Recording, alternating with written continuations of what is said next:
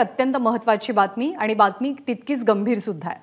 शासनाच्या शालेय शिक्षण विभागाच्या खात्यातनं 47,60,000 रुपये चोरीला गेले आहेत।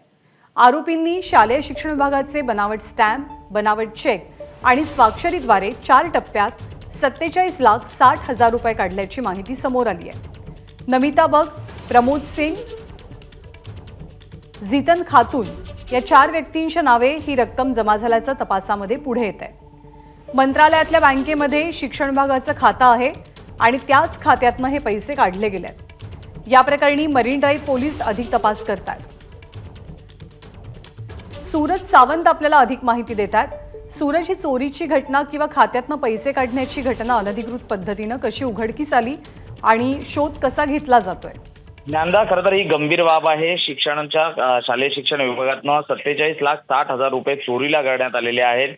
या सर्व आरोपींनी बनावट जो चेक आहे तो बनवण्यात आला होता, स्टॅम्प पेपर्स आणि स्वाक्षरीच्या माध्यमातून हे संपूर्ण पैसे टप्प्याटप्प्याने काढण्यात आलेले आहेत। खरं तर ही पहिली वेळ नाही आहे, ही दुसरी वेळ आहे। याआधीही देखील पर्यटन विभागाच्या खात्यातून महिन्याभरापूर्वी 67 लाख रुपये चोरीला गेले होते आणि या प्रकरणी देखील मरीन ड्राइव्ह पोलीस स्टेशन तपास करत आहेत आणि असं असताना एका महिन्यानंतर ही दुसरी घटना घडत आहे। त्यामुळे शासनाचं आपल्या या विभागीय खात्यांकडे लक्ष आहे की नाही असं म्हणावं लागेल। खरं तर ही महत्त्वाची बाब आहे आणि मंत्रालयात जे शासनाचं जे बँकेत खातं आहे त्यातून ही संपूर्ण रक्कम चोरीला गेलेली आहे आणि विशेष म्हणजे ही रक्कम नमिता बग, प्रमोद सिंग, तपन कुमार आणि जीतन खातू यांच्या नावाने जमा झालेली आहे। ही सर्व खाती कोलकाता या राज्यातील असल्याची माहिती ती समोर आलेली आहे। त्यामुळे या प्रकरणी आता अधिक तपास मरीन ड्राइव्ह पोलीस स्टेशन करत आहे। मात्र ही दुसरी वेळ आहे। आता तरी शासन या संदर्भात काही कठोर कारवाई करतं का हे पाहणं आता महत्त्वाचं राहणार आहे। ज्ञानदा,